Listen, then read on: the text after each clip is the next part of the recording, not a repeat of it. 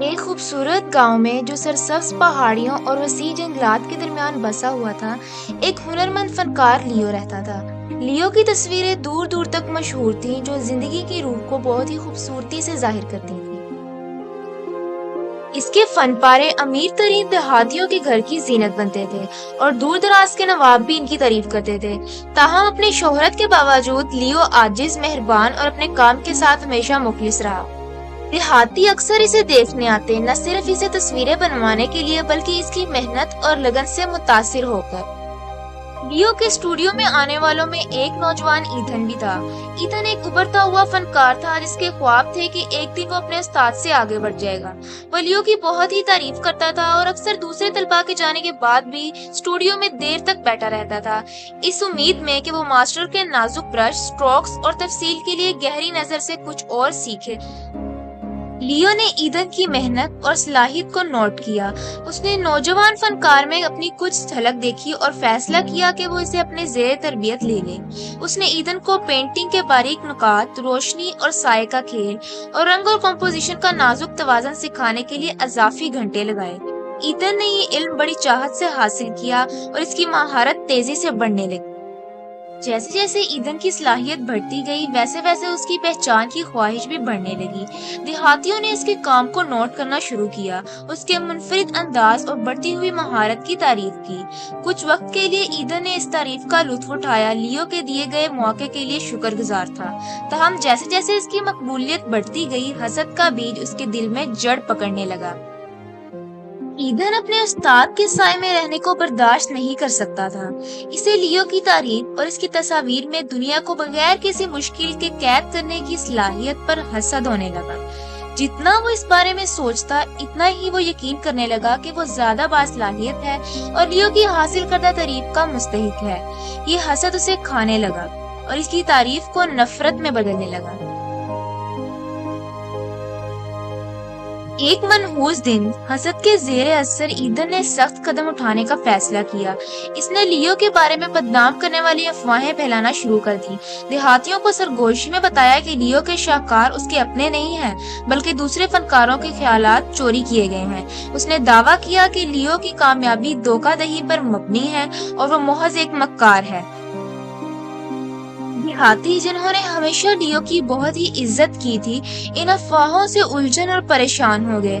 شک ان کے ذہنوں میں داخل ہونے لگا۔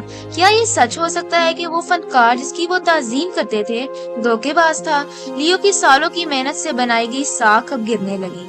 اس کی تصویریں کم بکتی اور اسٹوڈیو میں آنے والے لوگ کم ہوتے گئے۔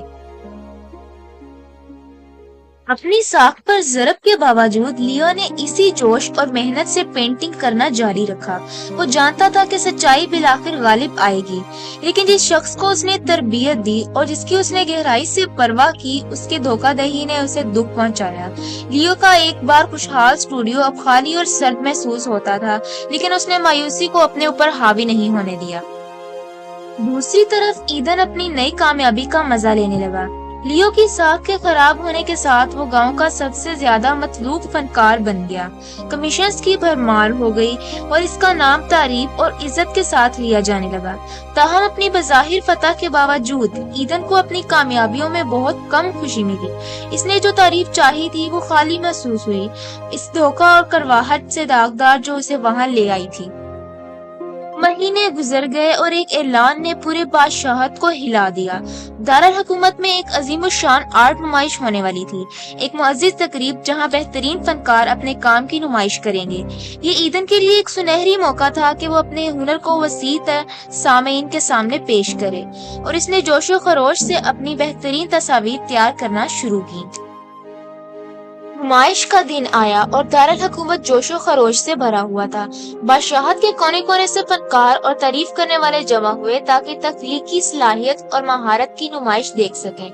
شرکاء میں مارگوٹ بھی تھی، جو ایک عقلمند اور معزز فن نکات تھی، اپنی گہری نظر اور فن کی گہری سمجھ کے لیے جانی جاتی تھی۔ مارگریٹ نے لیو کے بارے میں افواہیں سنی تھیں اور وہ دونوں فنکاروں کے کام دیکھنے کے لیے متجسس تھی۔ جب وہ نمائش میں گھوم رہی تھی تو اس نے دلچسپی سے تصویریں دیکھی۔ ایدن کی تصویریں تکنیکی طور پر بہترین اور خوبصورتی سے تیار کی گئی تھی، لیکن کچھ کمی تھی۔ ان میں وہ گہرائی اور جذبات کی کمی تھی جو سچے شاہکاروں کی خاصیت ہوتی ہے۔ اس کے برعکس لیو کی تصویریں حالانکہ تعداد میں کم تھی، زندگی اور جذبات کے گہرے احساس سے بھری ہوئی تھی۔ ہر برش سٹروک ایک کہانی سناتا تھا، ہر رنگ ایک احساس۔ مارگریٹ کو لیو کا کام میں سچائی اور جوش محسوس ہوا، یہاں تک کہ مشکلات کے باوجود اس نے دونوں فنکاروں سے ملنے کا فیصلہ کیا تاکہ افواہوں کی حقیقت کا پتہ چل سکے۔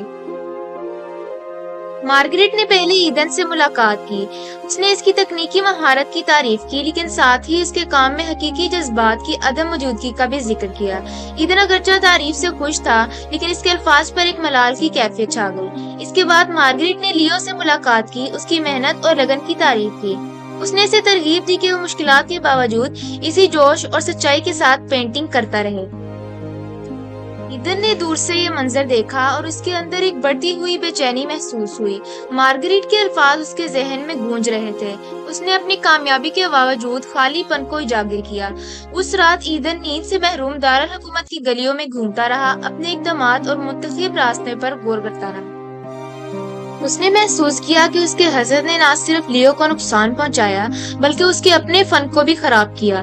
وہ تعریف جو اس نے اتنی شدت سے چاہی تھی اس کے فن کے احترام اور محبت کے بغیر بے معنی تھی۔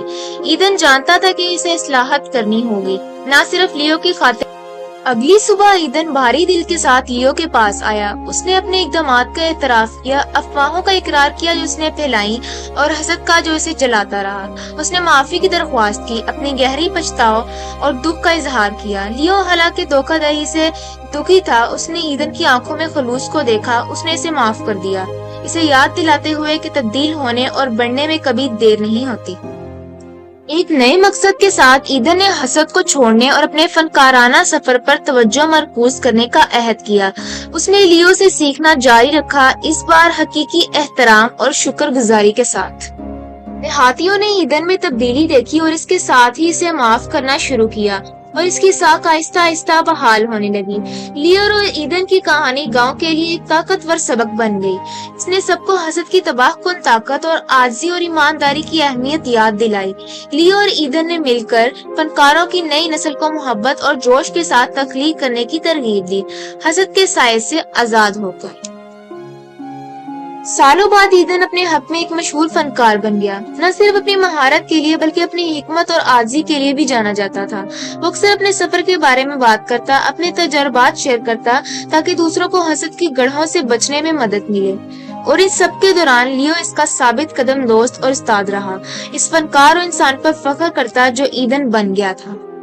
آخر میں لیو اور ایدن کے درمیان رشتہ مضبوط ہو گیا، حسد اور اصلاح کی آگ میں ڈھل کر۔ ان کی کہانی نسل در نسل منتقل ہوئی، ایک لازوال کہانی کے طور پر ایمانداری کی حسد پر فتح اور معافی اور نشوونما کی پائیدار طاقت کی۔ دوستو، کہانی کا اخلاقی سبق یہ ہے کہ حسد سب سے باصلاحیت افراد کو بھی برباد کر سکتا ہے، لیکن عاجزی، معافی اور اپنے کام کے لیے حقیقی محبت کے ساتھ اس پر قابو پانا اور حقیقی اطمینان حاصل کرنا ممکن ہے۔